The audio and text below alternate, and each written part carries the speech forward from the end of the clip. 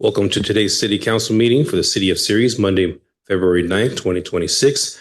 I now call this meeting to order. Roll call, please. District 1, Councilmember Casey. Present. District 2, Councilmember Vieira. Yes. District 3, Councilmember Otero. Here. District 4, Vice Mayor Martinez, absent. Mayor Lopez. Here. Everyone, please stand for the invocation by Dick Connors from Ceres First Baptist Church. You'll be given the invocation today, followed by the Pledge of Allegiance by Marie Armando Aspire Summit Charter Academy. Welcome, everyone. Let's pray together. God in heaven, I make an appeal this evening for your gracious blessing upon our city. Without the help of Almighty God, our efforts to govern ourselves, our efforts to solve the problems within our community, to ensure the safety and well-being of all its citizens would be a futile affair. So we pray that you would bless our city of Ceres. We pray that you would extend your wisdom to our leaders, to the officers of this chamber, that they might do well in your eyes and do right in accordance with your will. We pray especially that you would protect and encourage those who serve us in law enforcement and all those who serve us in emergency response. We ask that you would help us to grow as a community in our love for our fellow citizens and in our eagerness to see the best circumstances be realized for all those who reside in Ceres. Bless the proceedings this night according to the abundance of your kindness and the grace we see so clearly in the Lord and Savior Jesus Christ. Amen.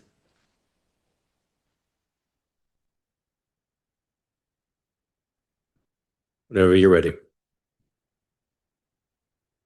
I pledge allegiance to the flag of the United States of America and to the republic for which it stands, one nation, under God, indivisible, liberty and justice for all. Thank you very much, Council. Let's go ahead and move up to the front. We have a presentation and a proclamation today.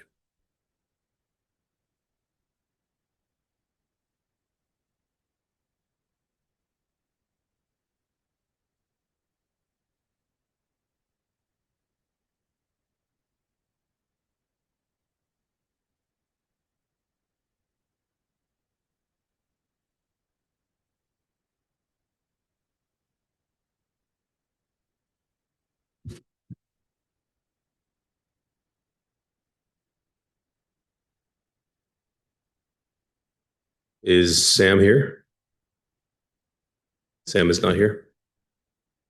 If Sam is not here, we're going to postpone his until he does show up next time.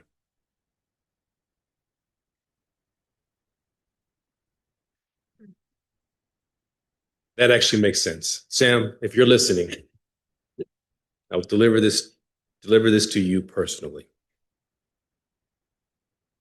In honoring of retiring from the City of Ceres as a Public Works Director, we present the certificate to Sam Royal. Sam Royal has been here with the City of Ceres for about 9.5 years, from my understanding. And he's been, since I've been here, a good steward to the community and has worked really hard. And as you can tell, he's not here today because he is officially retired, and I think that he's focused on other things. But with that being said, I just wanted to say thank you, Sam, and we will somehow get this to you. Thank you, Sam. We'll just round of applause. I know he's not here, but we'll send him the video. Thank you very much. And with that, today we have a proclamation for Black History Month. Welcome. Proclaiming February 2026 as Black History Month. Whereas Black History Month celebrates the contributions that African Americans have made to American history and their struggles for freedom, equality, and deepens our understanding of our nation's history. In 1926, Carter G. Woodson and the Association for the Study of African American Life and History launched a week to bring attention and promote studying Black history as a discipline and to celebrate the accomplishments of African Americans. Woodson sought to highlight the contributions and accomplishments made to the history of our country that for years had been omitted. The African American community has endured decades of struggle to be recognized as equal among our fellow citizens. In 1976, as part of the nation's Bicentennial President Gerald Ford decreed Black History Month as National Observance, stating we can seize the opportunity to honor the too often neglected accomplishments of Black Americans in every area of endeavor throughout our history. During the month of February, our nation takes pause to reflect on the injustices and struggles fought and overcome by African Americans throughout our nation's history, and pay tribute to the battles they have fought in the name of equality. Therefore, be it resolved, I, Javier Lopez, Mayor of the City of Ceres, on behalf of the City Council, Vice Mayor Daniel A. Martinez, Council Members James Casey, Rosalinda L. Vieira, and Serena Otero, do hereby proclaim February 2026 as Black History Month and encourages all residents to join in celebrating our city's diversity and continue the efforts to create a world that is more just, peaceful, and prosperous for all. Thank you. Can I say any words? Okay. Hello, I am Renee Crawford, Community Coordinator with the NAACP here in Modesto, and we are so happy to accept this proclamation for Black History Month this year. Thank you. Thank you.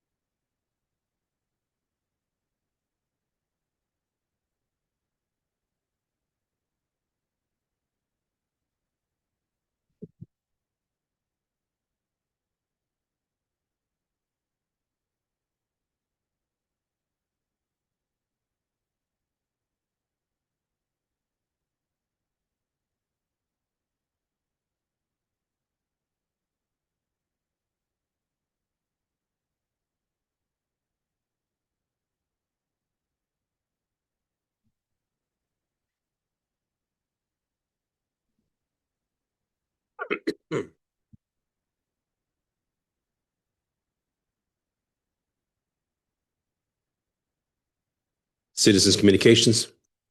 While the City Council welcomes and encourages participation in City Council meetings, adopted rules allow no more than 5 minutes. Resolution 2007-106 for expression of non-agenda items. Matters under the jurisdiction of the City Council and not on the posted agenda may be addressed by the general public. However, California law prohibits the City Council from taking any action on any matter which is not on the posted agenda unless it is determined to be an emergency by the City Council. And citizens are entitled to address the City Council on any agenda subject to the 5-minute provision. Anyone wishing to address the City Council must adhere to the rules of decorum, and the rules of decorum are posted outside the chamber doors. Are there any representatives here today or online?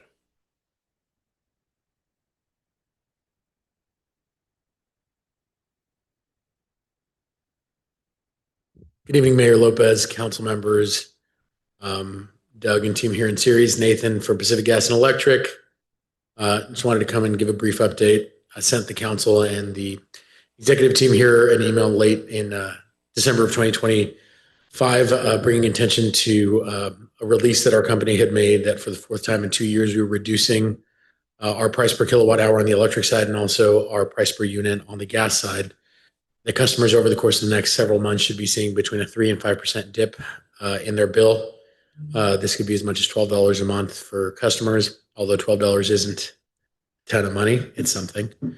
And this is the beginning and hopefully a consistent effort on our part along affordability. Affordability is something we hear a lot about and something that we're constantly looking at as far as right-sizing our organization, renegotiating third-party contracts, and doing anything that we can in order to bring residential customer bills down. So hope to come back later on this year and talk a little bit more about some of the work that we're doing here in Stan County, specifically here in Ceres, and how we're doing a good job of helping our partners here at the city continue to be a very attractive place to do business.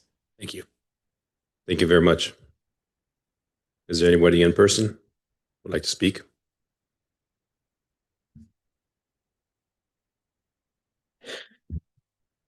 Gary Condit, a Ceres, mayor, council staff. I come tonight to talk about a social media post that was posted by the rec department.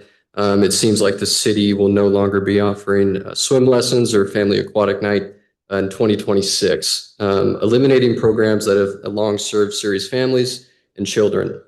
The announcement was made with little public explanation, and I do want to thank Councilmember Otero for taking the time and initiative to clarify on her social media platform that decision was based on budgetary constraints. What is concerning is not only the lack of transparency, but also the apparent priorities this decision reflects.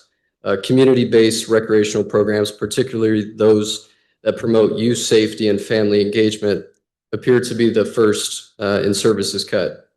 At the same time, the city continues to fund the approximately $100,000 a year in premium health insurance for our city council members, as well as the tens of thousands of dollars annually for our elected officials.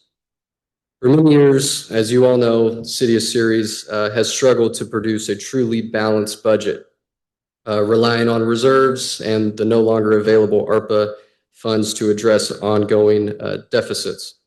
If fiscal responsibility is the guiding principle, it is reasonable to ask why reductions are not considered first in the elected officials' perks and benefits before programs serving children and families.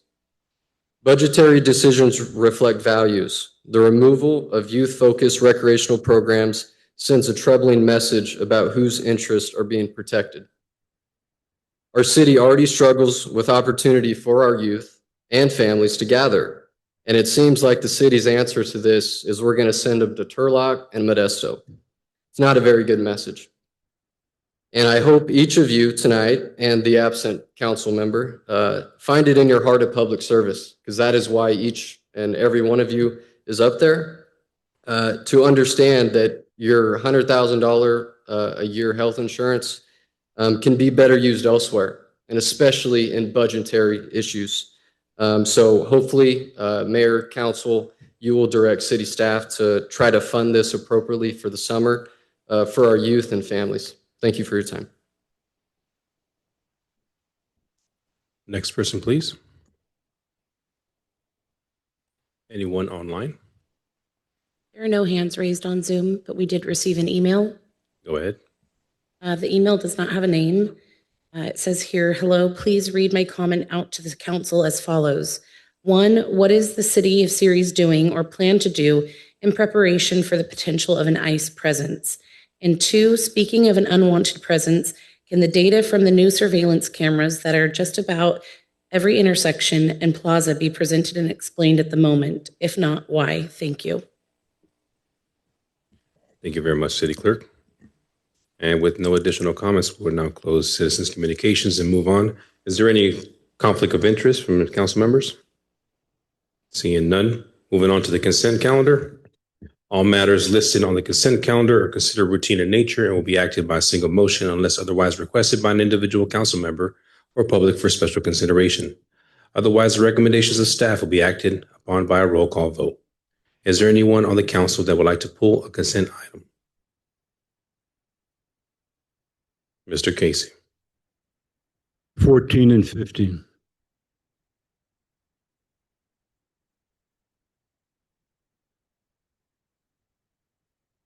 Councilwoman Otero. Item number 13, please.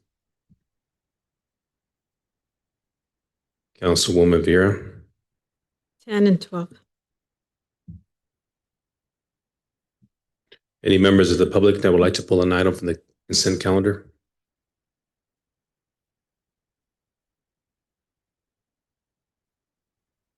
Dave. Dave Pratt, number 5.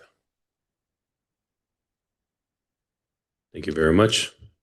If there are no more, bring this item back to the council for motion.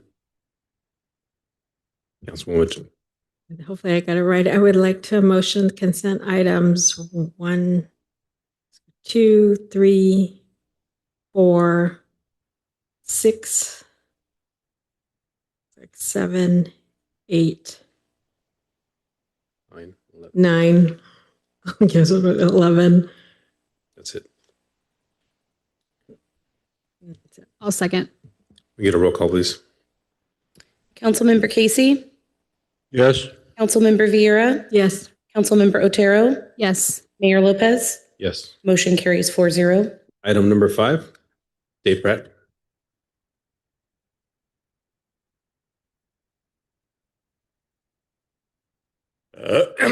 Excuse me. Dave Pratt series. It's been way overdue to replace this bridge. It's too narrow and the traffic's just getting worse. And a lot of times if you turn off Moore Road and take a short turn, you wind up clipping the bridge. A lot of times when I come off that, I wait for traffic to clear up. So when I do, I go over into the eastbound lane to make my turn. That way I don't leave part of my vehicle with the bridge. I've mentioned this before and I'm glad it's coming up and I hope it don't take too long to be replaced. Thank you. Thank you very much. Any additional comments on this item from the public? Bring this item back to the council for comments, questions, and or a motion. A motion for approval of item 5 on the agenda, resolution regarding the Service Road Bridge project. I'll second. Roll call. Councilmember Casey, Yes. Councilmember Vieira, Yes. Councilmember Otero, Yes. Mayor Lopez. Yes. Motion carries 4-0. Item number 10. On 10, I just had some clarification issues regarding this because I guess I must have misunderstood the original resolution because I thought it was 500 or 1,000. And then I also thought amounts, and then I also thought it had to be a 501c3. And so I just want to make clarifications that way we're set in the record moving forward.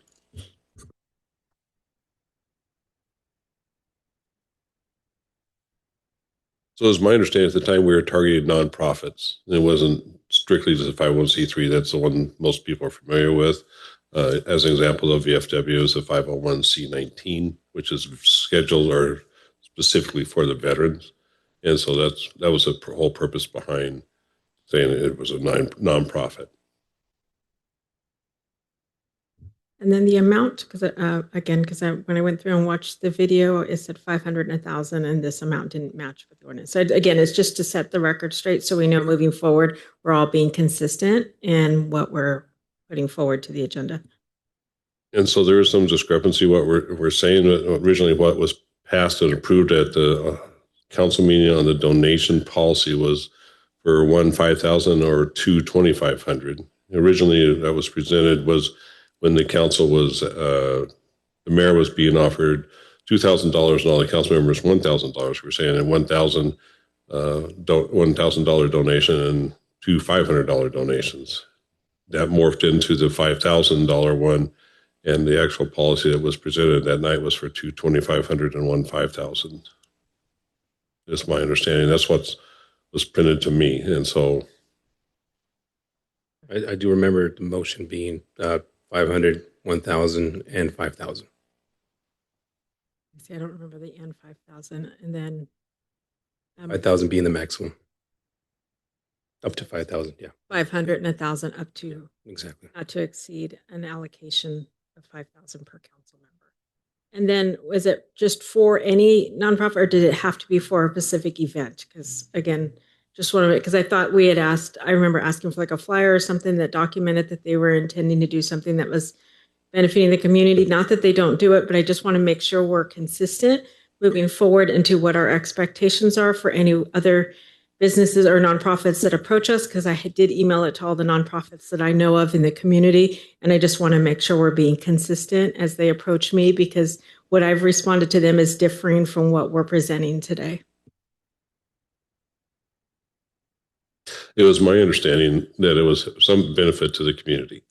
And that's why we were passing the donation policy, was my understanding. Thank you. Councilwoman Otero. Just for the record, at the end of the council meeting, when we do referrals, I am going to have a referral regarding the same topic, just for clarification. So hopefully everyone will be supportive of that when the time comes. I think we just need to make sure we're on board because once we set the record, it needs to stay the same. So whatever we vote on tonight is how it needs to remain because we can't change the rules for other people after this. We need to be firm, fair, and consistent with what we do today is our president going forward. So what we do tonight is going to lay out the foundation moving forward. So I don't say we should approve this and then go through and change the rules for everyone else.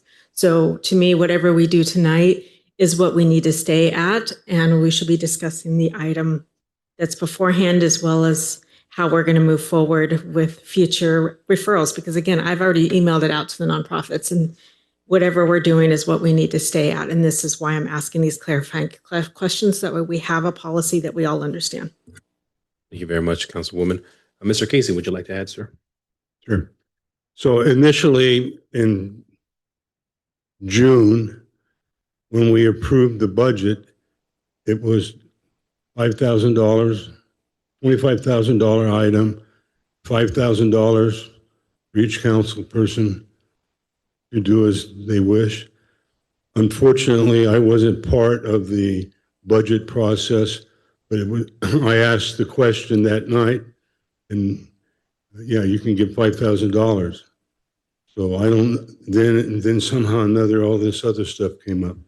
But initially, when the budget was approved 4-1, it was to give each council person the opportunity to contribute $5,000 to the nonprofit charity organization of their choice.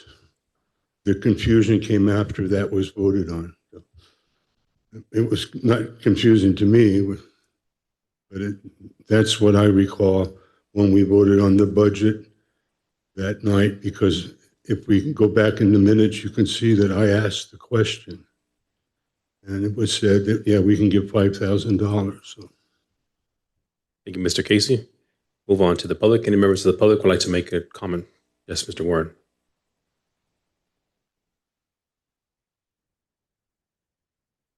Thank you, council members. John Warren, City of Ceres.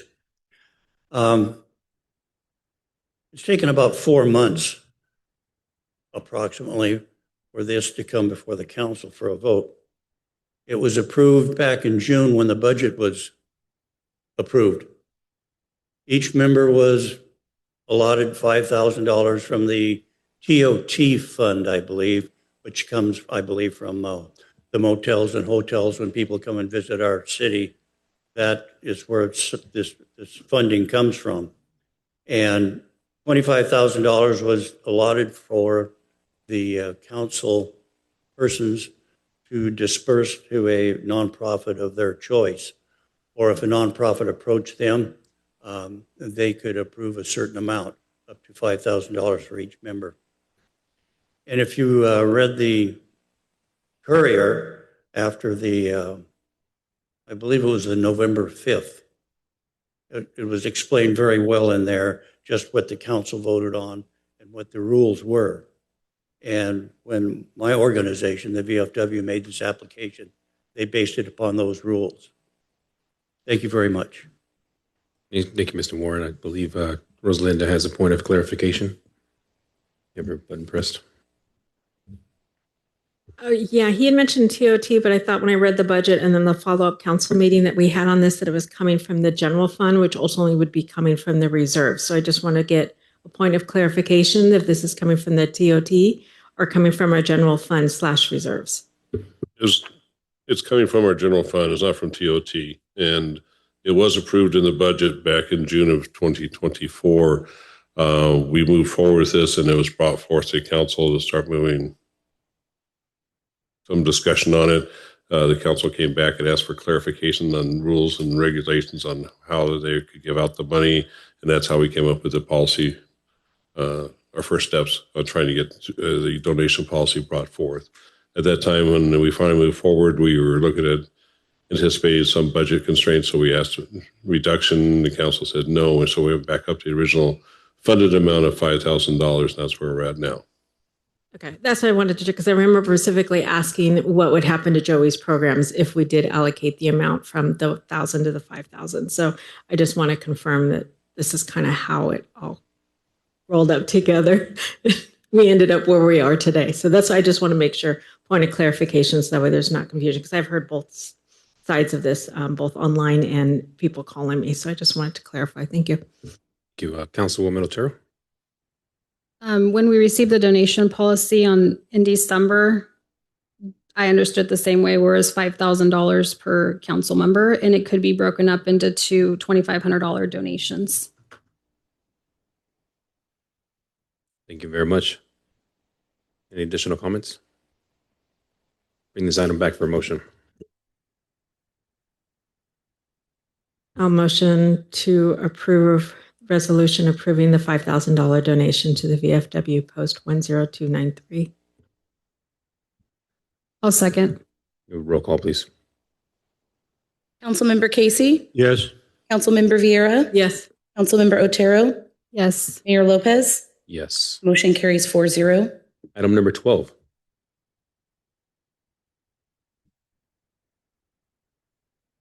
Okay, so I don't even know where to start with this one.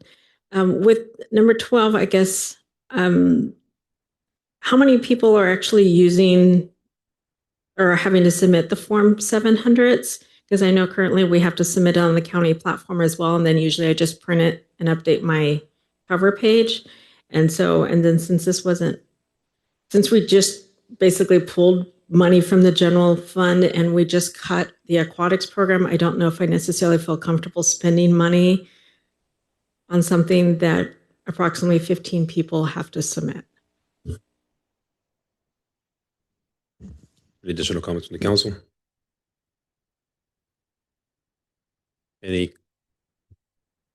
Where's the question, I guess? Sorry. So yeah, as my understanding, I think there's what, 10 to 15 people, or how many people submit the Form 700s? No, for the Form 700, there is probably about 70.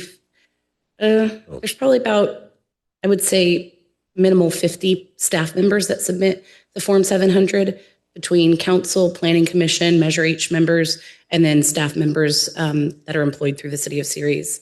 But the net file goes beyond just the Form 700 submittal. It allows the campaign statements to be submitted electronically. It also allows for the AB 1234 training to be conducted, which I understand is offered elsewhere. But what's most important about the net file product is they are going to be providing the now required financial training that is in place as a result of SB 827, which went into effect January 1st. And that's required of all elected officials, the Planning Commission, City Treasurer, as well as a number of staff members. This is a training that there's very few vendors out there that are offering it at this time. And this does seem to be the most economical selection for us to meet that requirement. And it does come with the other perks of submitting your Form 700 electronically, as well as campaign statements. And I also have a gentleman with NetFile online. If you guys have any additional questions that I may not have the answer to or that he can elaborate on. I don't think I necessarily, because we use it when we do our accounting files. I just don't know if it's necessarily a wise financial decision right now, considering our tough financial times that we're dealing with this financial year. And we basically just approved taking money that from our reserves, and we have some more tonight. And so I think our general fund is what it said on the thing. And so my concern is more of the budget and making smart decisions. And I'm not comfortable with spending money right now. That's only going to benefit 50 when we literally had to cut our aquatics program that benefits all our youth in the city. I do understand that concern. I will say we did budget for this product for this budget year. And as far as going forward, there is a disclaimer within the contract that if we want to get out at any moment's notice, we can with a 30-day notice. So we aren't necessarily locked in for all 5 years.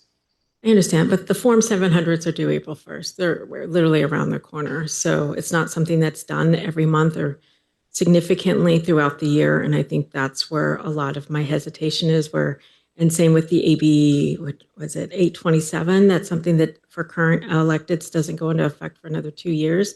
And I actually found it online at a cheaper rate than the amount that you listed in the agenda. So I think we need to spend a little bit more time before we make decisions that could affect our budget like it does now. So that's where I'm at on it. Mr. Casey? Sure, it's already in the budget. That is correct. And Thank you. Nubia, you may correct me if I'm wrong. I know we do have 2 years to comply with SB 827 for existing elected members, but anyone that is coming in new, so for instance, our newly appointed planning commissioners, I believe we only have 6 months to comply with the financial training of SB 827. Yes, we did discuss that when we were looking at the implementation requirements for this new financial training. And so, yes, it's true that we have a grandfathering period to get the training for currently appointed and elected officials, but as Fallon stated, for new ones that are appointed following January 1st, we have a smaller time frame in order to get it done. Yes, and I saw there were other program or organizations that were offering the same thing for a cheaper price. And I think that with the financial situation we're in, I'm thinking that's probably the better bet right now than investing this significant money that ultimately is going to be coming from reserves, because we've pulled the money already out to spend it towards other things. So I think that's why we're talking a handful, maybe 1 or 2 people that need to get it done within 6 months, and not necessarily all 50 people, as she indicated. Councilwoman Otero. You can cancel mine. Councilmember Casey already asked the question. Thank you. Thank you very much. Any members of the public would like to make a comment on this item? Seeing none, bring this item back for a motion for approval. I'll motion to approve item number 12. I'll second. Roll call, please. Councilmember Casey, Didn't vote for the budget, so no. Councilmember Vieira, No. Councilmember Otero, Yes. Mayor Lopez, Yes. motion fails. Thank you very much.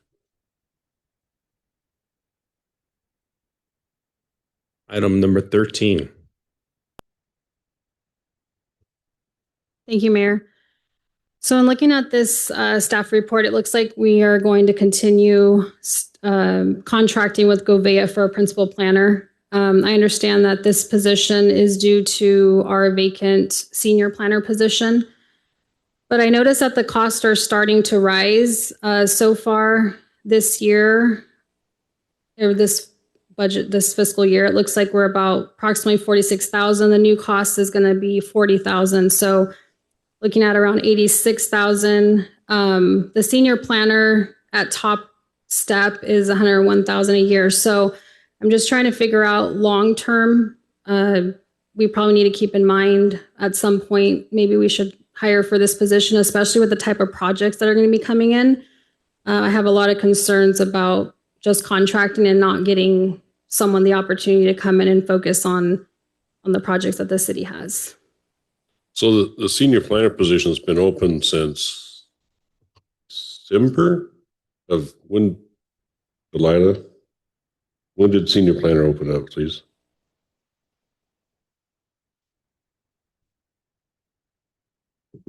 I have to double check that date for you. Let me look it up real quick. I think it opened up right after you got the notice. I think it was in January, February of last year, I believe.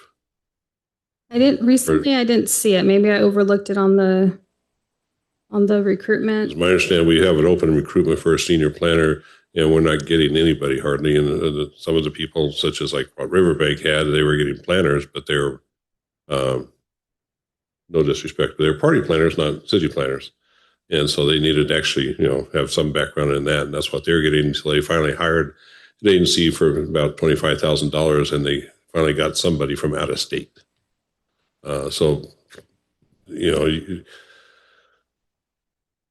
Higher level areas, people, are developing, trying to get there. The regular in between mid-management levels are harder to try and recruit. There aren't that many people. And senior planners, or planners in general, are hard to try and find. And so right now, you mentioned the cost of a senior planner. Top step is over $100,000. We're at 86. Don't forget that for total compensation, that is probably closer to $200,000 it costs for a senior planner to be there if you count retirement and benefits and everything else. So we're still coming out ahead, and we're getting a real good price for about $20 short or less an hour than what normal people, regular companies would be charging for a principal planner. Thank you. Councilmember Rivera. Thank you. One quick question. I guess when we reviewed the budget, was this one of the positions that were frozen? Which is why the money was kind of allocated. Senior planner? No. Oh, wasn't? Okay. No, the community development person was frozen. Senior planner is being recruited, and the secretary position, as you recall, we changed that to the planning tech. Thank you. City manager, with this contract, how many projects would you say that this principal planner is working on at the moment? The importance. I'm going to ask Julian because he works side by side with this person. And Julian, you could handle that question. So, Mayor, for specifically all new projects, so continuing, if this is approved this evening, the planner will continue with all new projects that are coming into the city. We have 4 major projects that will need to be entitled. The city planner will take responsibility for that. Also working with the planning technician that's on site now. So the streamline for planning will be a lot smoother. It's imperative. If we do not, then all these projects will be on hold. And so we have several large projects that are coming to fruition in the next week, month. And so at least to hold us until, I believe it says in the thing, June, to have this individual work with the staff to get these entitlements, to get land use questions that come through. We worked very well. As you know, in October, the funding did run out. And so we were without a planner, a consultant for some time. And so it's very imperative that we kind of get this contract for the moment. But for projects, I don't have a hard number, but I can tell you for sure there will be at least 6 large projects that will be moving forward. Thank you, Julian. I appreciate that. Councilwoman Otero. Thank you, Mayor. I don't disagree that the position in this contract is extremely important right now to keep the projects moving, but I think we just need to keep in mind that because there's about 6 projects coming, this cost could potentially be higher as we go down the road. So I just want to make sure that the recruitment is still active and that we are doing our best with public outreach. So that way there are people in the area, college graduates, anybody who's wanting to leave other cities to come here.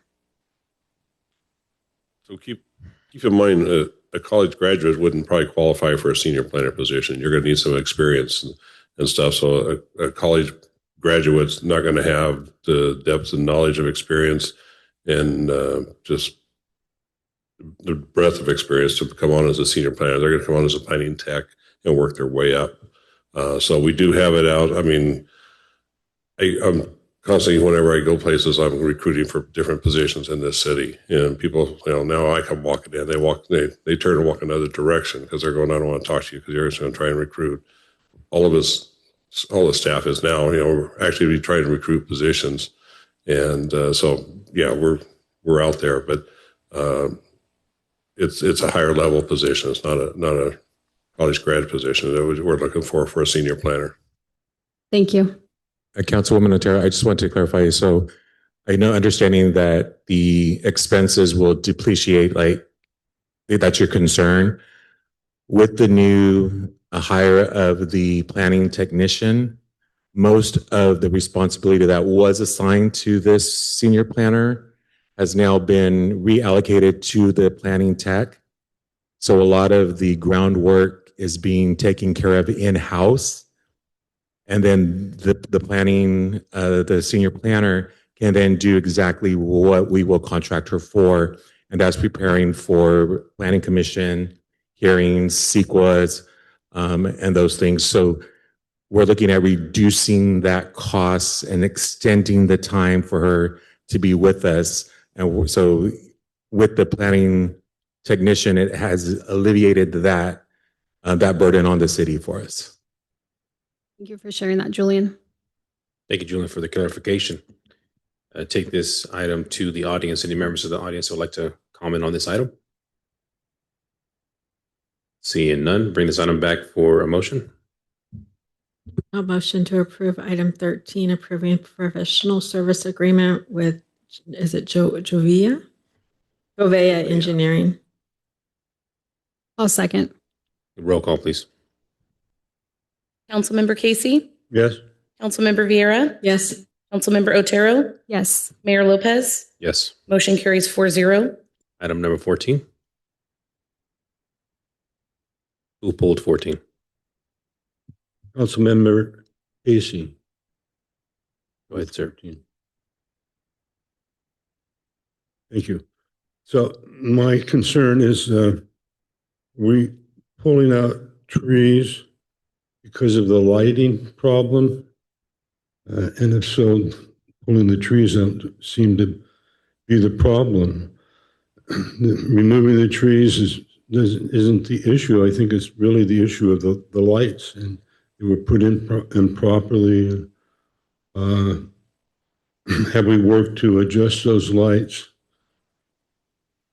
And someone brought to my attention that there might have been a warranty on the initial installer of the lights, and if that's the case, have we approached the initial lighting company? And the other part of it, of course, is it requires a budget amendment. So we've already talked about it in the other resolutions.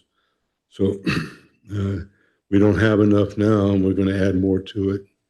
So that's why I pulled it. Thank you. Thank you, Mr. Casey. Councilwoman Otero, go ahead. Thank you, Mayor. So my understanding too of the staff report is that we're going to remove 39 trees. I went out to the Costa Fields to look at the lighting. I think it was a day or two after the project was complete. And I don't know that 39 trees need to actually be removed. I think maybe there are some around the field around the lighting that need to be removed, but the cost of 39 trees is quite expensive at this time. I think that we need to focus on how we're going to resolve the issue with the lights, since we've taken a step back instead of a step forward. I'm also concerned that did anyone, and this is the question for the city manager or engineer, but did anyone look at the history of the lighting that was there previously, that project, just to see if there was a warranty? So thank you for your question. So as far as a warranty, there is a warranty on the new lights that are installed. It's a standard 1-year warranty. The lights were installed exactly how the company proposed to install all of those lights. The 39 trees, as far as that removal goes, I know there's a budget amendment in the staff report. However, there is no budget amendment that is needed. The funds are available in the project, and so we won't be using any budget amendment to fund the taking down of the trees. So we have looked at the lights. We've seen pictures, before and after pictures. Are there some spots that could be adjusted? I believe that there are, but I don't know that needs to be done until after the trees are removed. And we can, with the 39 trees that are being removed, if you actually look at from a distance, if you look at the trees, you can actually see they kind of have snow caps on them, what we call snow caps, that are essentially where the light is actually hitting the top of the trees, which is shading the fields.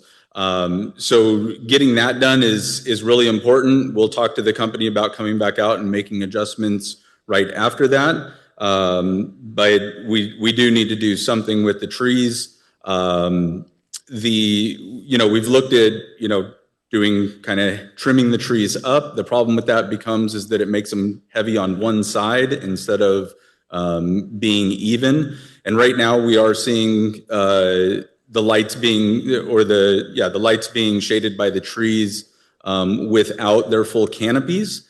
So once summer comes around or spring comes around, these trees really start to bloom. That canopy is going to get much, much bigger and most likely shade even more. So those are kind of some things. I think I touched on your questions and Mr. Casey's questions also. If I missed something, I'm happy to address it.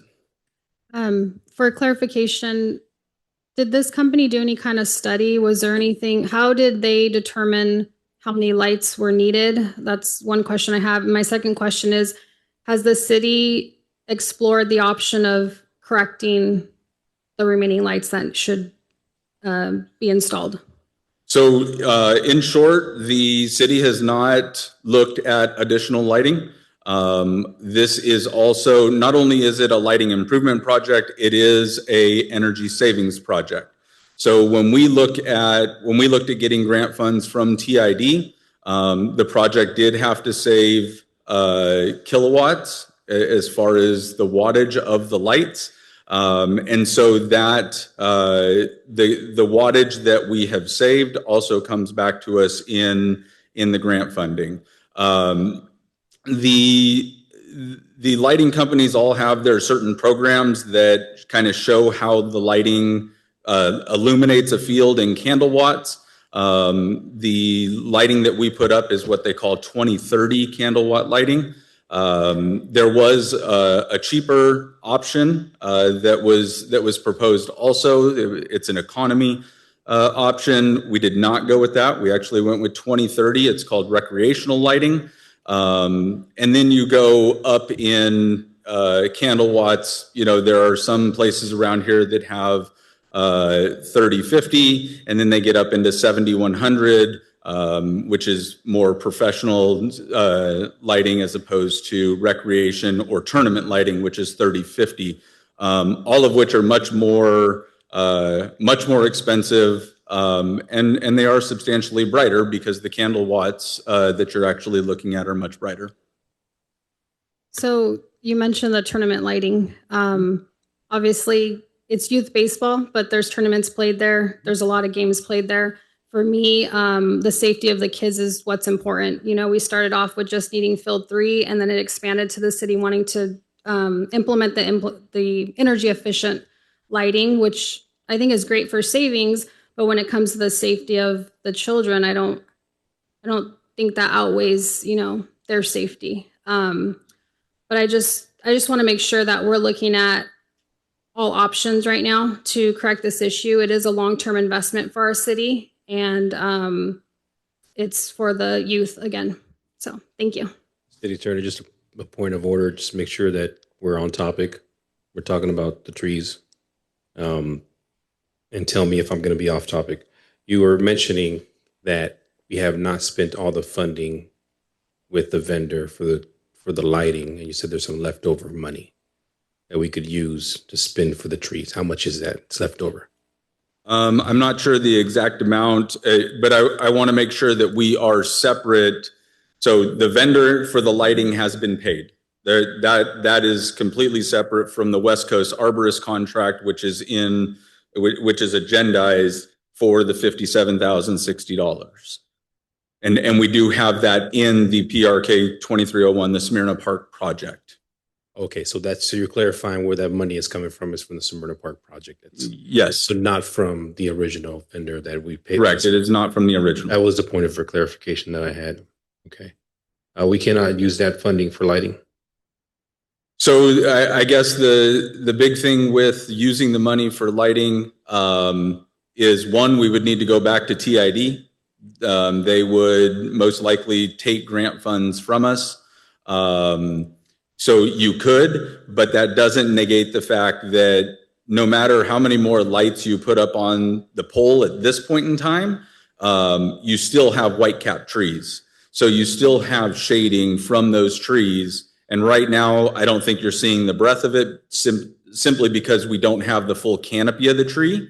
Once those trees bloom out in the springtime, I think that the shading is going to get much, much worse from those trees as we move into spring and summer. Thank you very much. Councilmember Vieira.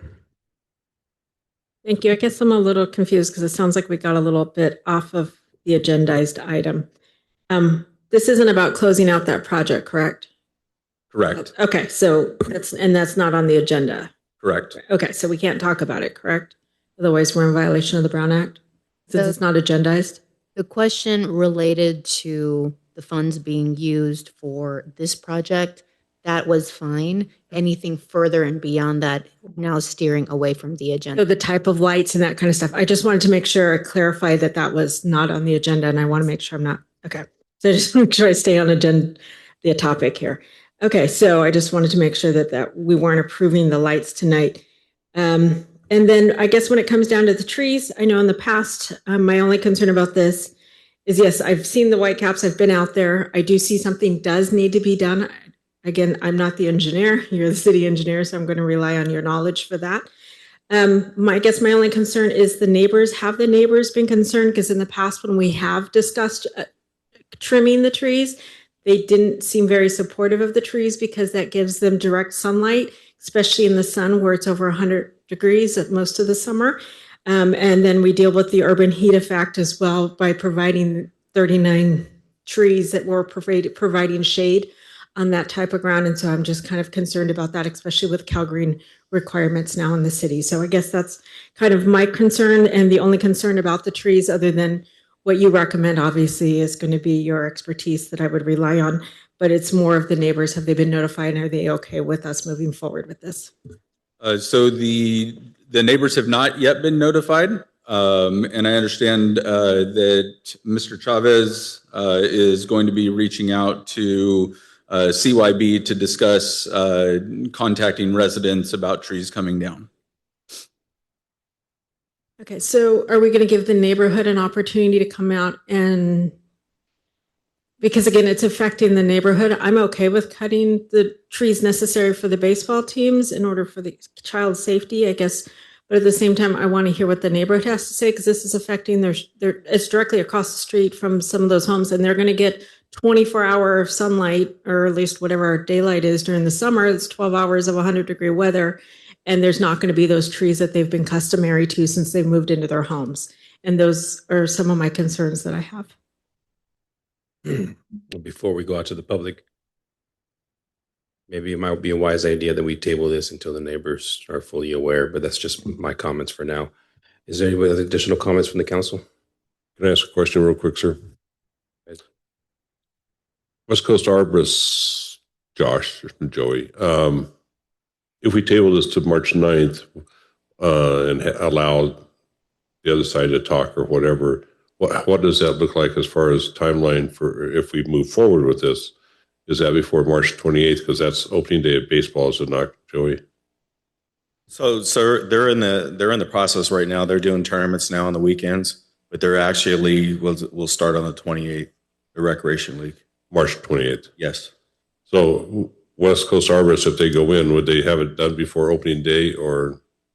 If it's approved on the 9th, it'll probably take them at least a week and a half. Okay. Okay, I'm going to go out to the public. Is there any members of the public who would like to make a comment on this item? Now is the time.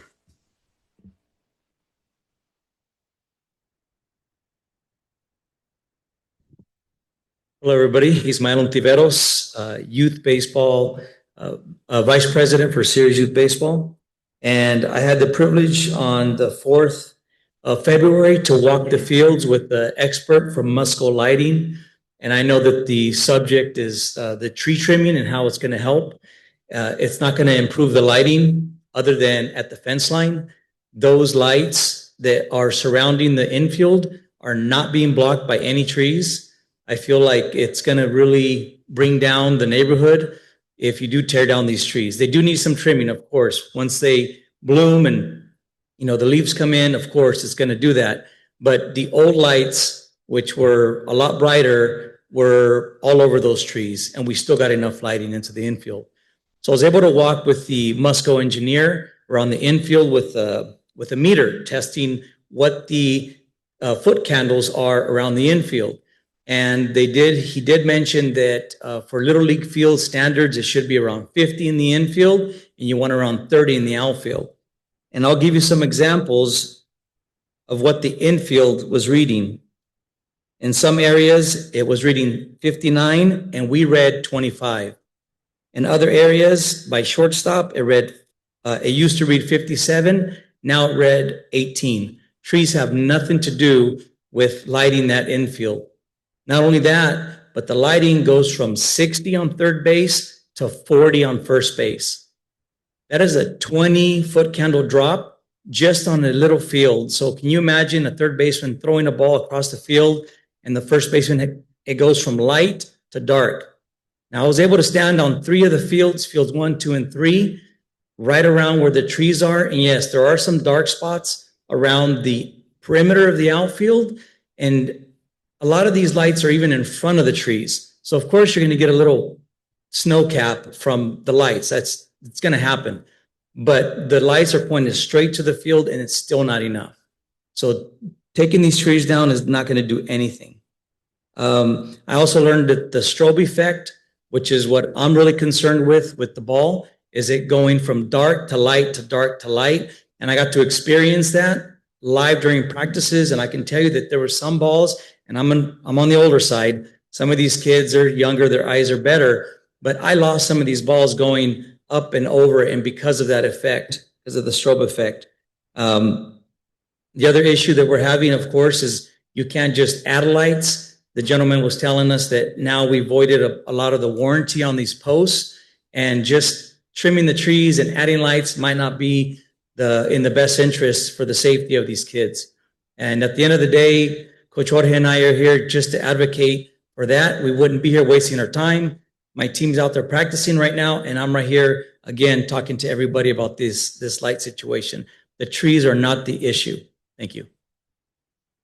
Thank you, Ishmael. If you could please share that information when you get a chance to the engineer, when you get a chance afterwards. Yes, Coach Jorge will share that. Thank you very much. I appreciate that. Is there anybody else who would like to make a comment? Mr. Warren? Thank you, John Warren, President. These gentlemen spoke at the last city council meeting and kind of explained what the problem was. And I was going to reflect on that in my comments to you, but they have done an excellent job tonight to basically tell you cutting down these trees will not solve the problem. So I really, really think you need to pay attention to them. They know what they're doing. They've been involved with this baseball program here in the city for many, many years. Obviously, somebody didn't pay attention to them when this new lighting system was put in. They clearly told you there was only one field that needed to be taken care of, and the city chose to redo the whole thing and basically screw things up. So fix it. Don't cut these trees down. Get somebody in here that knows what they're doing. Pay attention to them. Pay attention to these gentlemen. They know what they're talking about. Thank you very much. Thank you, Mr. Warren. Next person, please.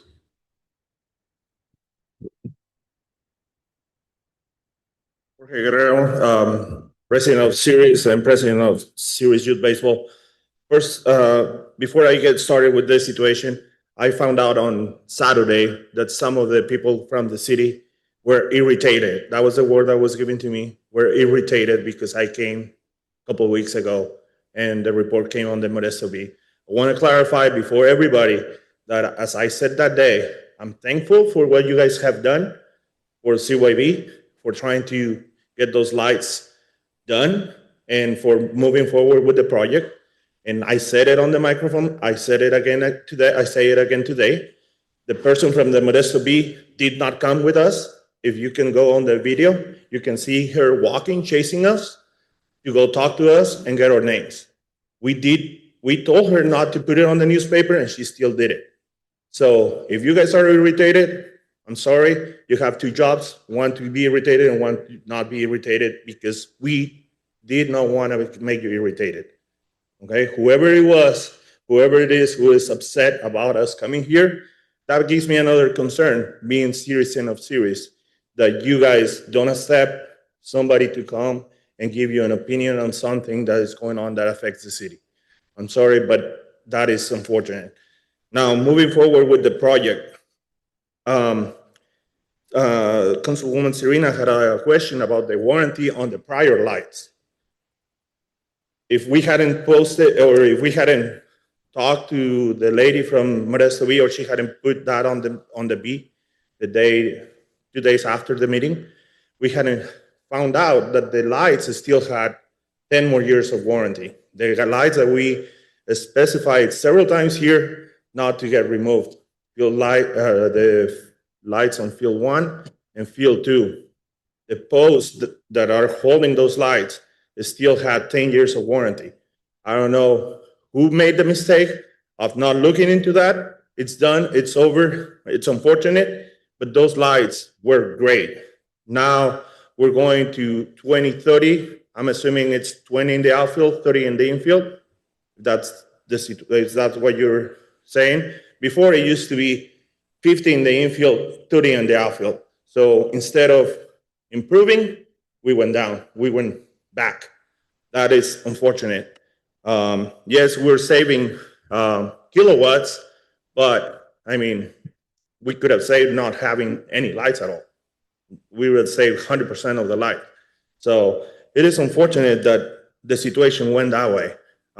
I don't know who made that decision, why it was decided to go 20-30 when the standards for Little League International are 50-30. The standards for tournament baseball, which is what we're playing at those fields, it's 50-30. When the ball is coming at you at 80 miles per hour hit by a 12-year-old, 20-30 is not enough.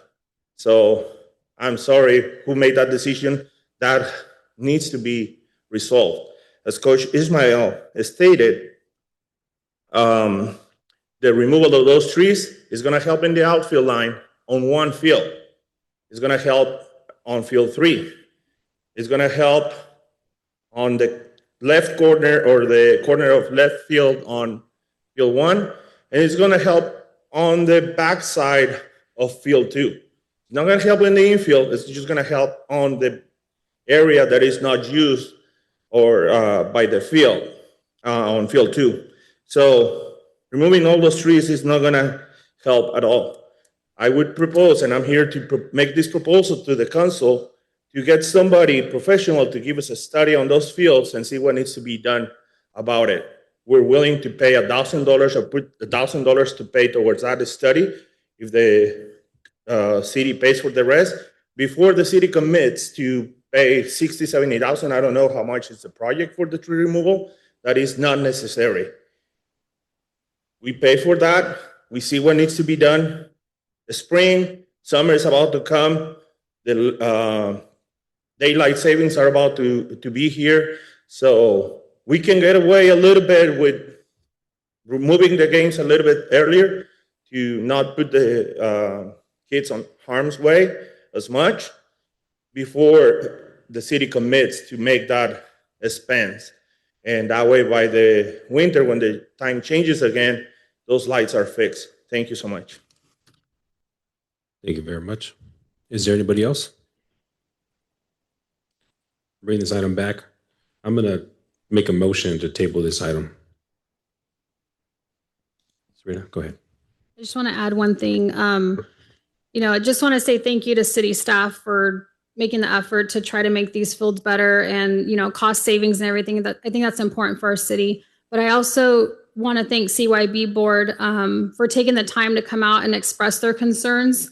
I think we do need to consider their input as well. They're the ones who have been working at our fields, every day, every other day. They spend a lot of time there and they've been out there for years. They both have experience in baseball. So I think that we do need to take some consideration in what they've shared. And I would be interested in also a study to measure the lights. Thank you. Thank you very much. I do have a motion to... Mr. Mayor, can I respond to Mr. Warren real quick? Go ahead, sir. No one in staff screwed up. If you recall, there was complaints of lights on field 3 last year. And I believe CYB came forward and said, because we were saying we don't have enough money, but they said, hey, we have this company, and I believe it was L2, that we have a proposal from them that could fix these lights, and we can put these lights up, and it's like, it can be cost effective. At that time, I believe we were talking that we don't have any money. And then we found out that we could partner with TID and get a grant from them, but we had to have some type of energy savings. And so we put out an RFP, and lo and behold, L2 came in the low bid. And we used what I thought was the proposal from CYB to fix those lights. And we had to do all of it. And when we came back with the contract, everybody knew we were doing all the fields. So it shouldn't have been any surprise that all the fields were going to be touched because we had to show an energy savings. And so we moved forward with that and replaced the lights with what L2 was recommending to us. And we even actually, since we had the money, upgraded lights from what L2 had previously had told us and what they proposed to CYB. The CYB said was what we should do with, we upgraded those lights. And they were recreational lights, sir? Yeah, so they gave two options. They gave an economy option and they gave the 2030 option. We did not go with the economy option. All of our lights were the 2030 option. So to qualify for the grant from TID, we had to show the energy savings. And the only way to do that, we can't just do one field. We had to do all four fields, And that's what we did. And that was presented to the council, and that was passed by the council. And that was what everybody knew about at the time when we did that. The lights have been put up. We're trying to adjust them. And we have no more money right offhand to put it towards lights, a significant amount of money, except for maybe the $57,000. But to go back up and start changing or doing things, I don't know. I mean, as far as do we know about the 10-year contract or 10-year warranty on the lights still remaining? No, because they wanted the lights changed and they wanted it to be done. And the only way to change the lights in Field 3 was to do all the fields. And so that's why we moved forward with that. Thank you, City Manager. I have a motion on the table.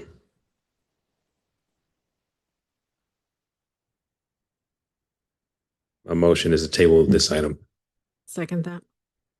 We get a roll call, please. Councilmember Casey? Yes. Councilmember Vieira? Yes. Councilmember Otero? Yes. Mayor Lopez? Yes. Motion carries 4-0. Thank you. And thank you to CYB as well. If you could please share that information. And obviously we'll continue to work with CYB, get this resolved. Moving on to item number 15. Who pulled item? Was that you, council member? Sir. Sure. There's a couple of reasons I pulled this. The one is, again, we talk about money, and city manager just talked about money, and approving this would be approving a budget amendment. But also I have a question. I'm still learning. We have a resolution appointing, getting a professional service agreement with another engineering company.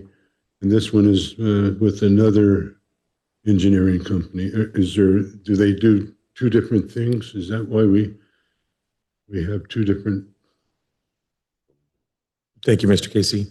So North Star Engineering will continue to work on our housing element along with EMC. So we received a grant from StanCog.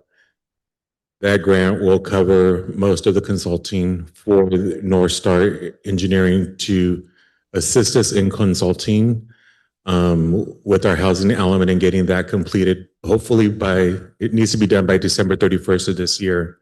So this consultant, because they have full knowledge of our housing element, they worked closely with EMC.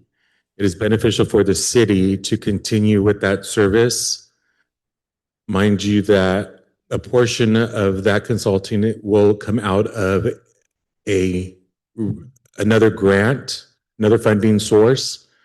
And so it will offset what we are asking.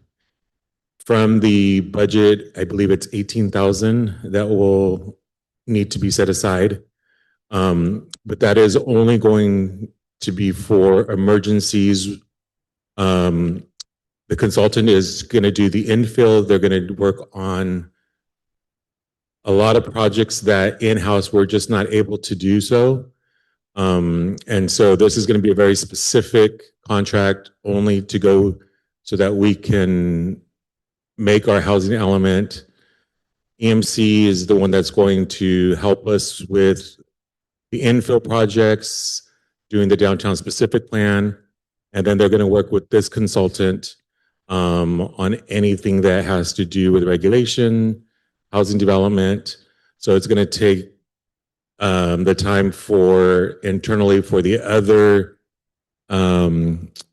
senior planner with Jovea to do in-house only. So it's two separate things. And it's beneficial. If we did not do this contract, then all these projects will be delayed and we may not meet our numbers for our housing element. Thank you. The initials MC you used a couple times. What is that? I'm sorry? EMC? Is that DMC? Is that what he said? No, not DMC, EMC. That's the other contract. Oh, okay. They're the ones that have been contracted to help with the housing element, completion of it, because when we did the housing element and we applied for the REAP 2 grants, we had to meet certain demands by HCD. And so EMC is working with that. And HCD, we went through hell trying to get REAP 2.0 grant money because they kept changing the requests and finally ended up on an infill. And so for our housing element to be complete through HCD, we have to make certain changes within the zones and some other things that significantly focus on infill. And that has to be done by December 31st of 2026, or they can pull our housing element away from us, which means now anybody can build whatever they want inside the city and we can't have any control over it. In a nutshell. Thank you. Councilwoman Otero. Thank you, Mayor. This is another one of those contracts similar to what I mentioned in the other item where we're putting out cost. It looks like so far, if you add the existing payments we've already made on the contract with the new cost of $49,000, we're about $104,000. Obviously less than having a community development director, which is a top salary of $198, but we froze that position, I think, to have some savings here.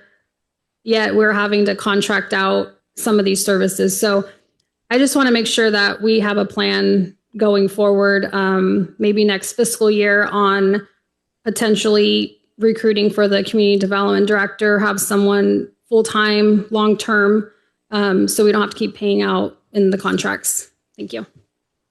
So, Mr. Mayor, let me just clarify real quick. So that $49,000, $30,000 of that is coming from REAP. So it's not coming out of our general fund at all. It's only $18,000 coming out of general fund. We're in the process now of taking North Star and slowly phasing them out as we bring Govea in, and Kelsey, who's doing a fantastic job of taking on everything else, as Julian alluded to earlier. So that's what that part is. The community development director basically hinges on when we get enough money. Right now, we've got 14 housing projects. No one's building a house, so our property taxes are flat. Property taxes are flat at 3%. And you take that in consideration when you start looking at different things. You have, for example, police officers are 5% raise this year. Their retirement just went up another 10%, and then their benefits are another 5%. So for us to hire a cop, it actually costs $250 for a $1 cop, or police officer, excuse me. And so we're trying to keep our money under control and stuff, and this is one way of doing that right now. And because, as I alluded to earlier, North Star is very intricately involved in this HCD and trying to get our housing element done, and that's critical, and that's why we're going after North Star. But we're trying to phase them out through, I think, March of next year is where our target date is to hopefully they'll be phased out completely. Thank you. Thank you very much. We'll go out to the audience. Anybody from the audience who would like to make a comment? Seeing none, I bring this item back for a motion. Motion to approve item 15, resolution approving the agreement with No Store Engineering Group. I'll second. Roll call, please. Councilmember Casey, No. Councilmember Vieira, Yes. Councilmember Otero, Yes. Mayor Lopez. Yes. Motion carries 3-1. And we will now move on to a 5-minute recess. Be back.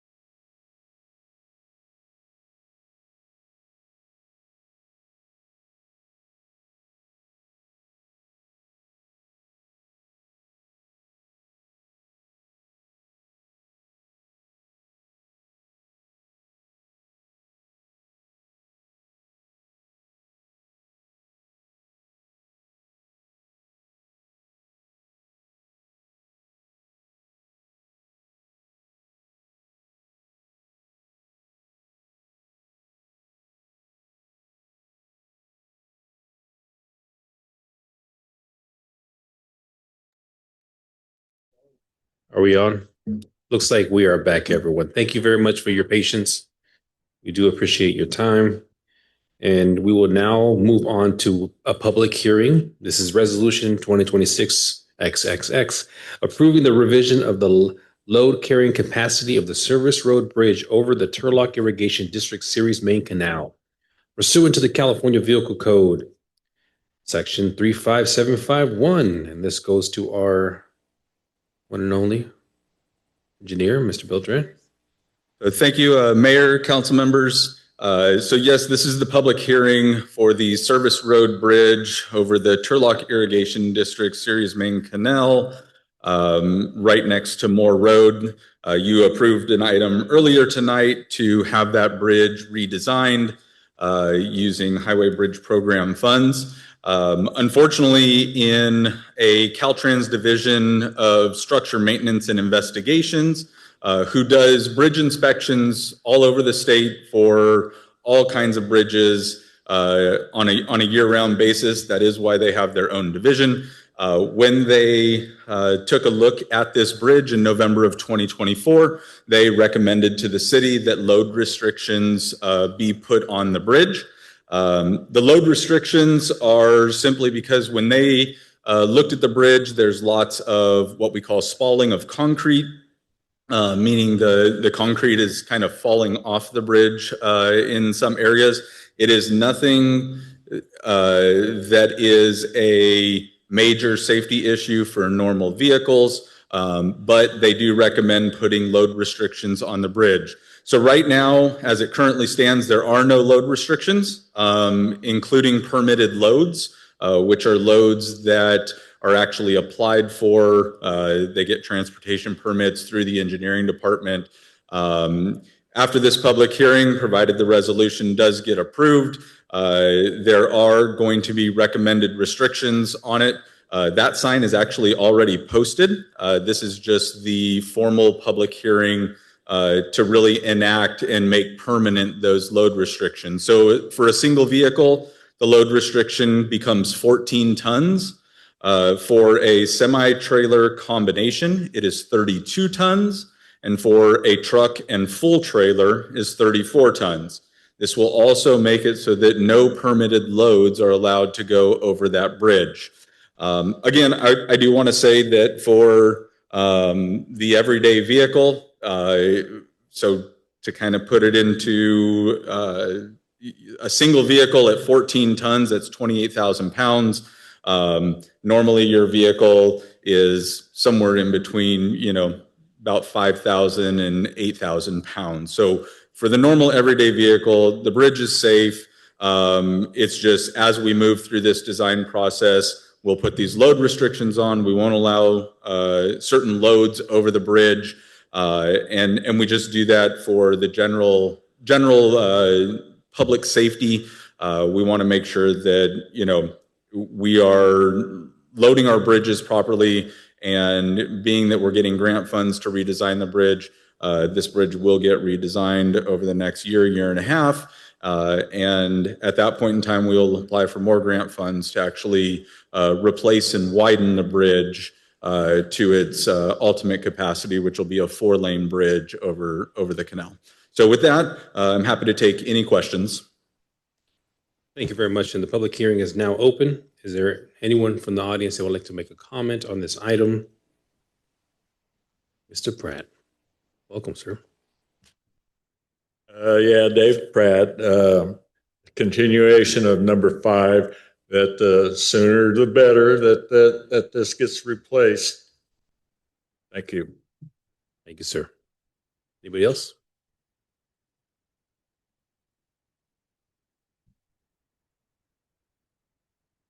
John Warren, City of Ceres. I call that Dave Pratt's Bridge. But anyway, if you were going to be a guessing man, Mr. Mike, how long do you think it would be before that bridge is replaced physically? So we probably have, like I said, in between a year to 2 years of the design and environmental process. All of these funds are administered through Caltrans through the Highway Bridge Program. So it does take hoops to jump through, which is fine. But once we get the design completed, then we need to now wait for Highway Bridge Program funds to become available for the construction of the bridge.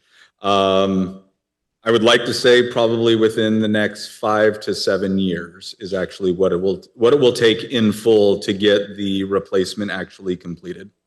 Thank you. It's a definition of government works slow, doesn't it? Wow. Okay. Maybe at that point we'll name it after David Pratt. All right. Back to the council. I know Councilwoman Vieira has some questions. Go ahead. Thank you. 2 questions. I guess one, obviously at 34 tons means it doesn't meet standard load for full trucks. Do we have a truck route? Which I totally understand. I've looked at the quality of that bridge. Do we have a truck route available since most loads come across at about 80,000 when they do their axle weights? So that means they're not going to be able to go through town, which is what they were doing this last summer. Yes, so we do have a truck route that is accessible for truckers to use. Other than that, generally speaking, you can use the Keys Road off-ramp. Obviously, coming off of Mitchell and trying to turn right onto Service, that'll be an issue. They will have to figure out how they're going to make a 87-point turn to turn around.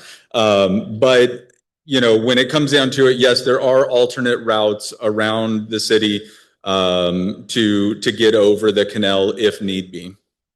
Thank you. And one last question. Is this being added to our capital improvement list so we can ensure it continues?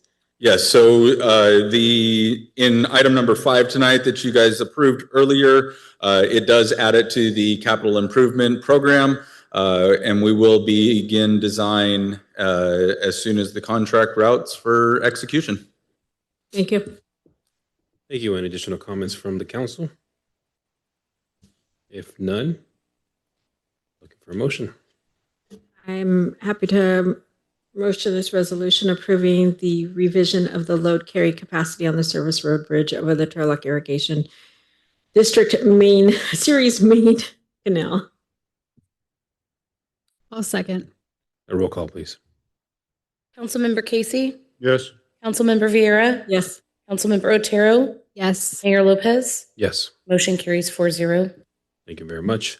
On to item number 17, which is approving the submittal of a letter of support from the Ceres City Council for South Modesto Business United for the 2025 Planning and Capacity Building Grant application. Sir? Yes, good evening, Mayor and Council. This letter is a request from the South Modesto Business United, a letter of support so that they will be able to submit a grant application. They are going after a grant to help identify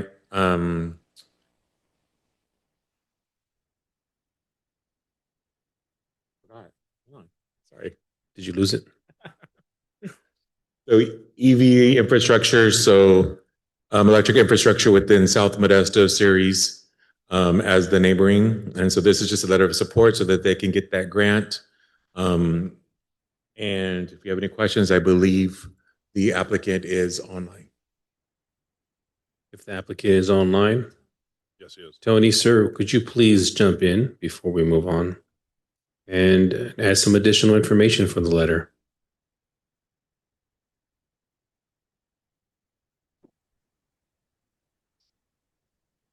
Can y'all hear me now? Yes, we can. Go ahead, sir. Oh, just want to thank staff, City Manager, Economic Development Department for bringing this to the council. South Modesto Business United is pursuing this grant application to secure funding to obtain a planning grant to develop a written document that will do everything from basically identifying possible sites for electric vehicle chargers, as well as bundled infrastructure such as solar panels, solar charging structures, so that those electric vehicle charging stations can be essentially self-sufficient and not rely, for example, on TID, for example, to be very specific to, to be able to charge the electric vehicle charging stations. And so these are the type of grants that, come around every once in I'm going to say a long time. And the state of California was supposed to release this grant like around this time last year, and they just kept postponing it. And we're happy to see that they finally released this grant. And one of the things that strengthens applications from nonprofit organizations such as ours is that we're able to obtain letters of support from local governments that are interested in partnering with us in the future and in showing support for this type of document to be put together.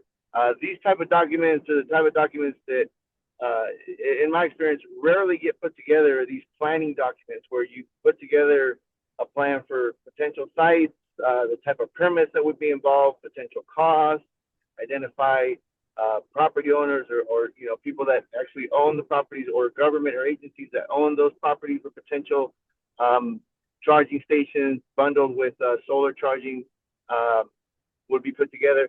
These type of documents are the type of documents that rarely get put together because there's rarely any funding available at the local, say, city level or other local governments. And so to be able to receive a grant that helps pay to put together such a document, and that we are able to partner with the city, like the city of Ceres, to say, let's come to the table and let's discuss what potential locations we could have, like larger charging stations available in Ceres, would just be one more added benefit, dare I say, amenity or attraction to the city of Ceres in the future. As the city of Ceres continues to grow. I will just also share by way of background that San Modesto Business United has already successfully engaged in a community transportation needs assessment survey that was funded by a grant from the state of California back in 2024. And this was a grant for $99,000. And this community transportation needs assessment survey surveyed residents from South Modesto, from Ceres, from neighboring jurisdictions, to ask them what is their knowledge of electric vehicles, what is their knowledge of electric vehicle charging stations, do they have interest, what is their demographics. And some of the broad findings, not to get into the weeds of it, but some of the broad findings that we found is that there is interest in electric vehicle charging stations, especially from typical communities that tend to get left behind, such as low-income, historically underserved neighborhoods that typically don't see this type of electric vehicle charging infrastructure built near or around their communities. And so I share that by way of giving you background as far as our experience managing state grants. And in addition to that, also just to give you a sort of give you an understanding that this whole electric vehicle equity, if you will, is something that we've been passionately advancing and working on now for the past couple of years. And we want to continue that work and build upon that now by partnering with the city of Ceres and other local jurisdictions to be able to come up with a plan, to be able to have that plan as a written document that then makes it a lot easier for cities like the city of Ceres to partner with San Modesto Business United, to partner with other jurisdictions to then pursue additional grant funding for implementation and actually constructing this type of bundled electric vehicle solar charging network, if you will. Thank you very much. Stop there. Thank you. We're going to go ahead and open this up to the public and members of the public. Seeing none. Any questions by the council?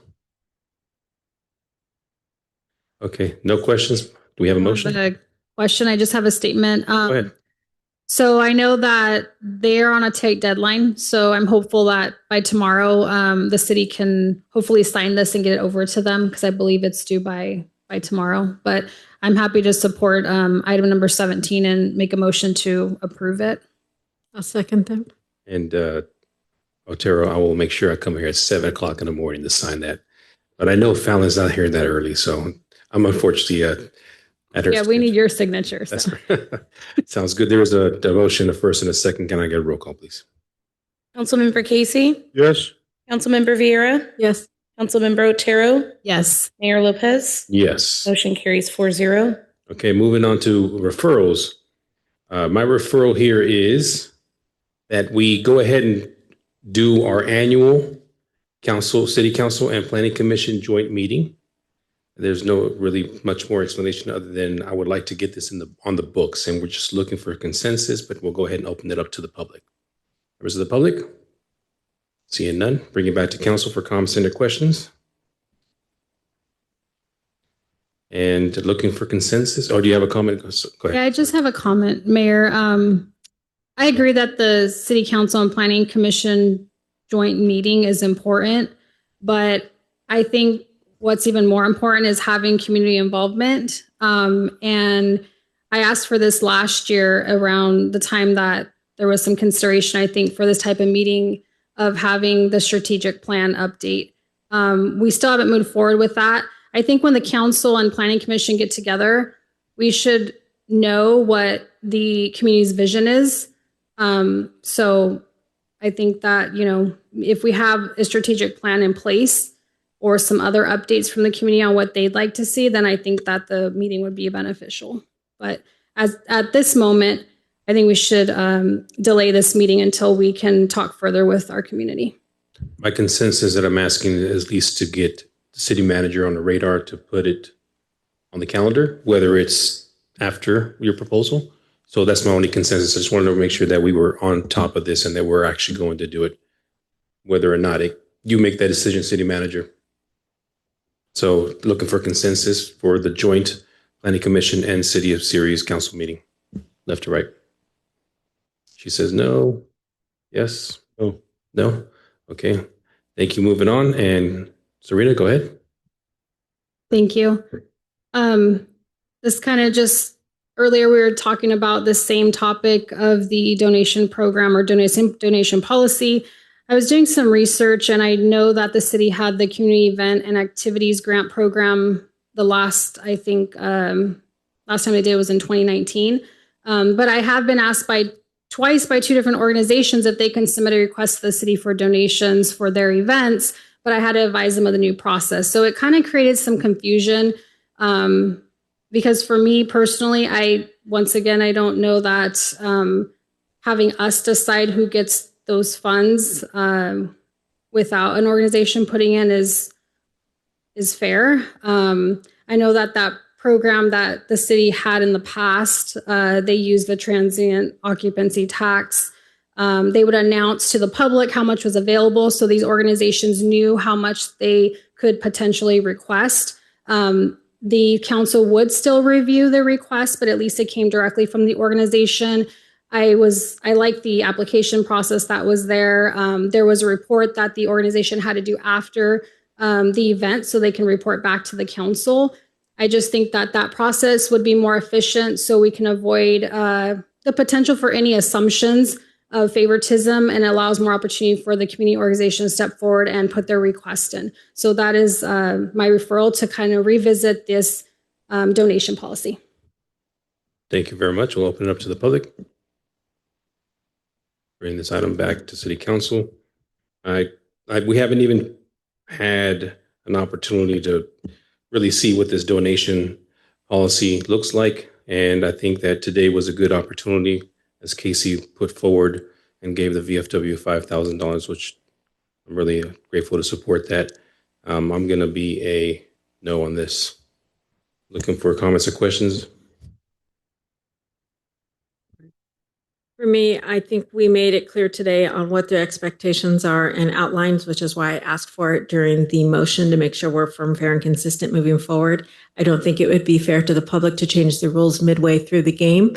We need to stay consistent. I have reached out to every nonprofit I've engaged, and I've talked to the community. I'm not discriminating. I'm not just picking my favorites. We're here publicly stating it online. I see the newspaper on here. He could put it out there as well. It's open to any nonprofit doing good things in Ceres. So it's public, it's information, it's before everyone. We're being very transparent about it. There's nothing going behind closed doors. There's no favoritism, nothing else. It's open to everyone. There's a form. The form's online. I've emailed the form to several nonprofits. I've engaged in conversations, and that's why I asked for clarification today, and I'm not okay changing the rules and restrictions in the middle of it. So I'm also going to be a no. Any comments or questions, Mr. Casey? Sure.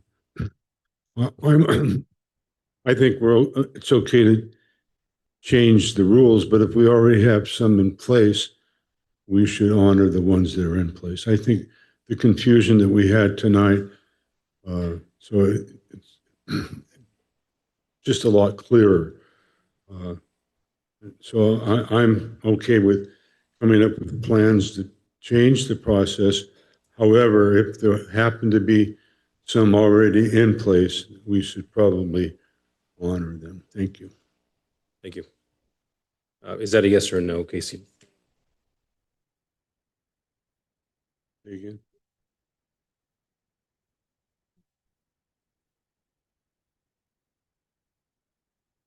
No, I guess I have to abstain when it comes to the vote.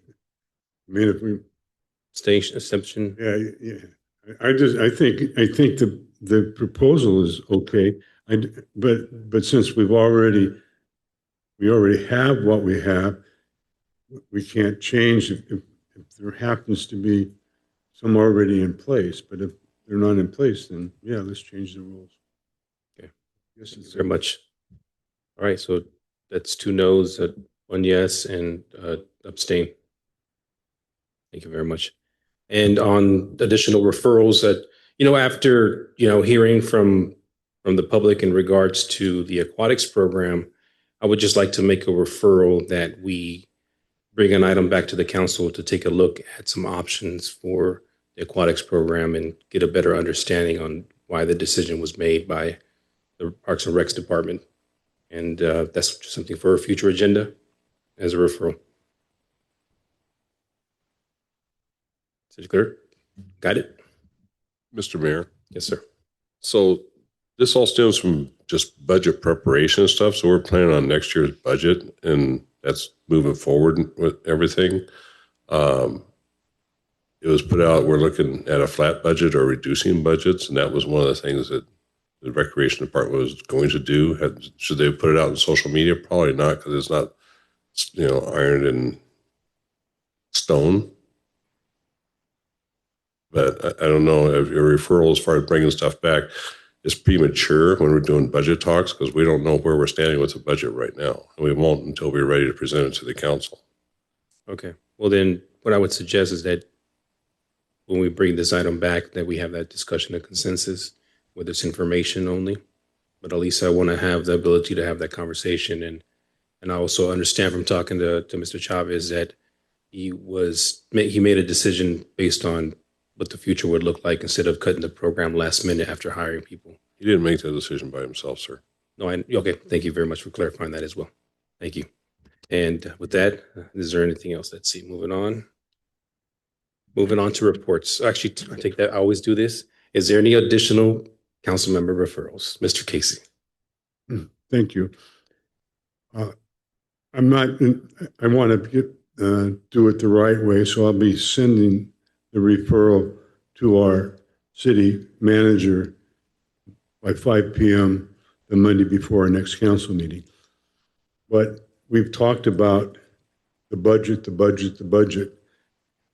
And in the form of an informal referral, we've talked about having a review of the budget. So here we are in February.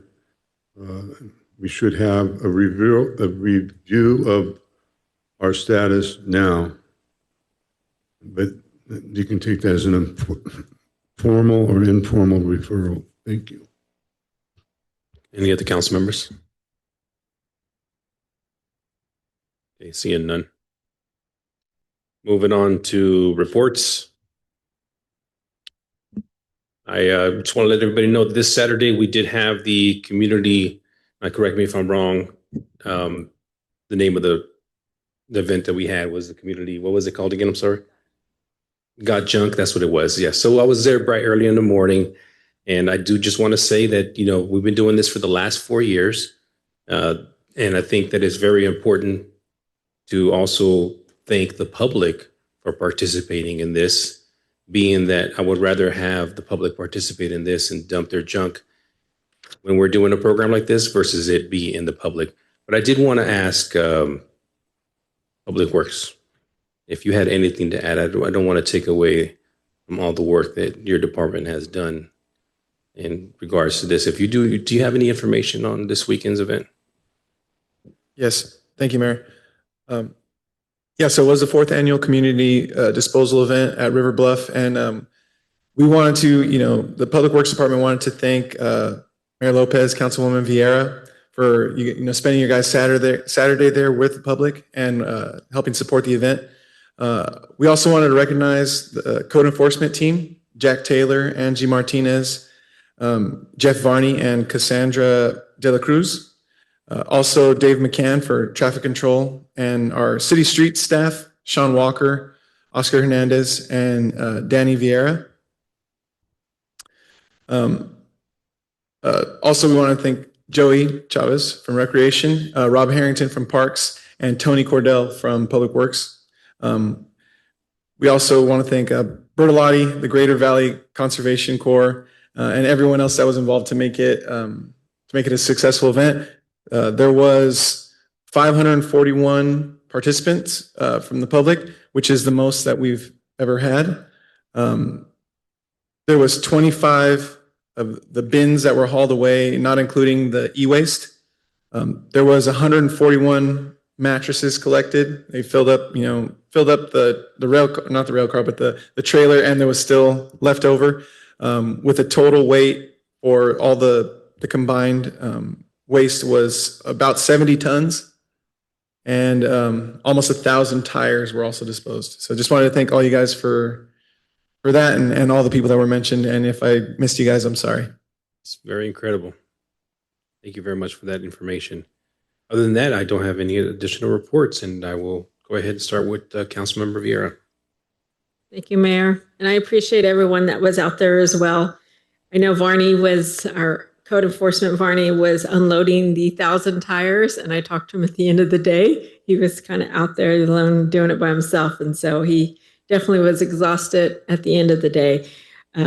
But I was there. I did see the 53-footer. That was, for those of you who know trucks, that was completely full of mattresses, and there were still mattresses left over that Bertolotti had to take because the trucks didn't have room for them. So that was impressive, because a lot of those tires and mattresses would have ended up on our country streets. And we were talking about it. We probably would have been on Faith Home Road in Serena's district, or in my district on Crow's Landing in Whitmore, in that empty field. So I'd rather have them at this event, which was free for the community. And we had a lot of trailers, and even some long horse trailers that came through. So a lot of people were able to get things cleaned out. So I was really glad to be part of the event, and I'm really glad you did have the event.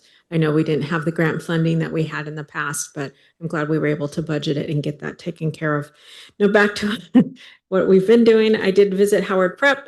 Got to go behind the scenes and see exactly what was going on while they were preparing the meals for many of the local places and government agencies that they'd provide meals for daily. So I was quite impressed with all of them, as well as some of their daily activities and their chicken farm, which was kind of cool to see. They're a great local venue that's affordable here in Ceres, and they are within the city of Ceres. So it's actually a city venue. I was glad to see Dutch Pros in District 2, which is my district on Whitmore, is finally open. And I look forward to seeing the car wash open soon. It looks like it's nearing completion.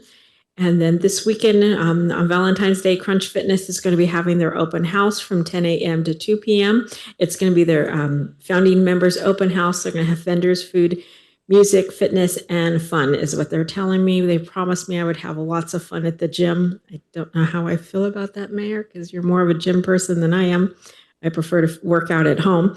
But with that said, I do have a homeless meeting this week, the Homeless Alliance. I know I went out on the point in time count with the mayor, as well as code enforcement and CARE. We did hit a couple hot spots and some discussion about some issues that I do see in the city. Please bring those forward and continue to bring those forward, because those are issues that we want to address. We want to get them connected to services and get them into a place where they can thrive and survive. So, and thank you, and I look forward to our next meeting. Thank you very much. Councilwoman Otero. Thank you, Mayor.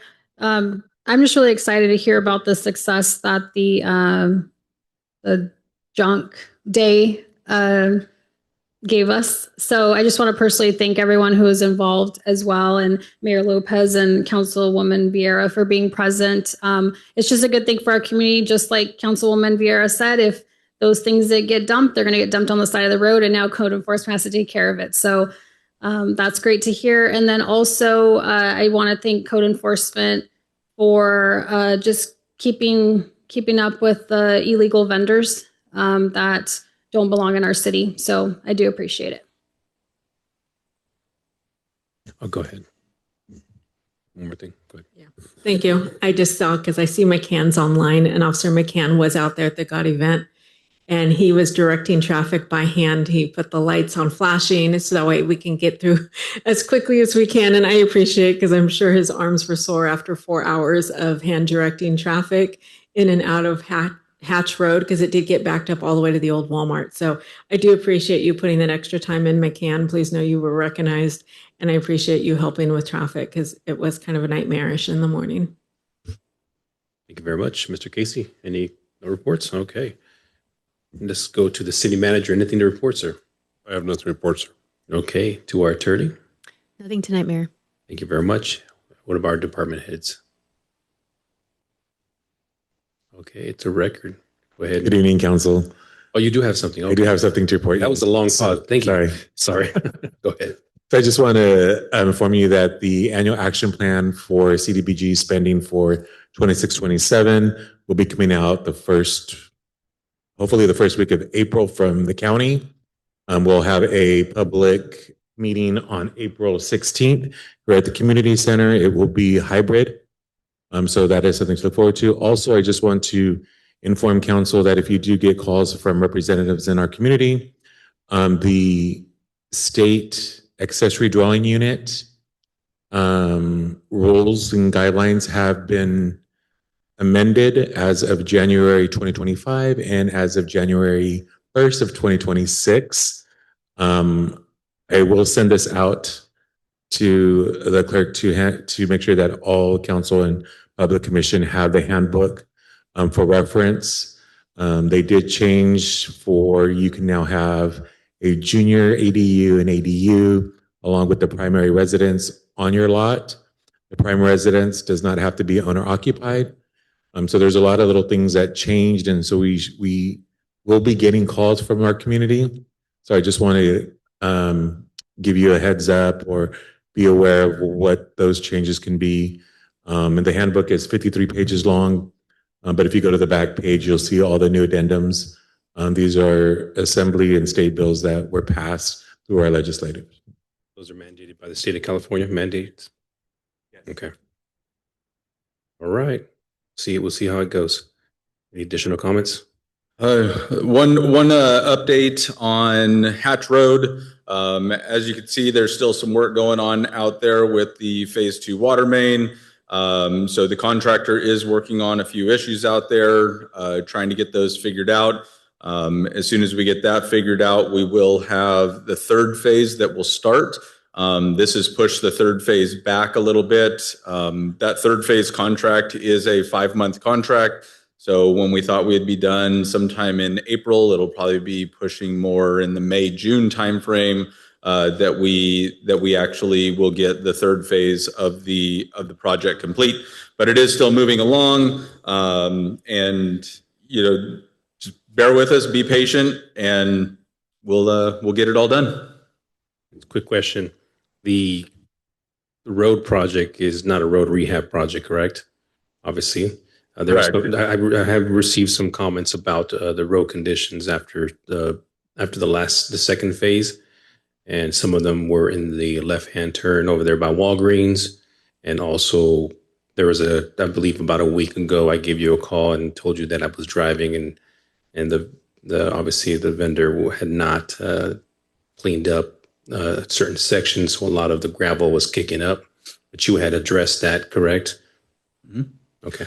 Yeah, so I just want to let the community know that we are fully aware of these conditions, and we have our engineer that's making sure that everything's being done the right way. And if you have any issues, you can go ahead and reach out to the city of Ceres or send me a direct email if you have any issues while you're out there on Hatch Road. Correct. Thank you very much. Any additional comments? Okay. Well, with that being said, Mr. Mayor, oh, yes, sir. we are pulling item number 21. Okay, thank you very much. I appreciate that. Item number 21 is being pulled. We will now go to closed session for a conference of real property negotiations. Is this the first one? Nope, then we're good with this one. Government Code 54956, Property APN 127-016-14, Agency Negotiator is City Manager Douglas Dunford and City Attorney Novia Goldstein. Negotiating parties are Judicial Council of California under negotiations of price and terms of payment. A conference with legal counsel for exiting litigation. Name of the case. Oh, that's the one that's being pulled. Moving on. A conference with legal counsel for exiting litigation. Name of case. Rafid from Tow One Incorporated versus City of Ceres, San Jose County Superior Court. Case number CV 24005948. And lastly, a conference with the Labor Negotiators, California Government Code 54957. Agency designated representatives is City Manager Douglas D. Dunford.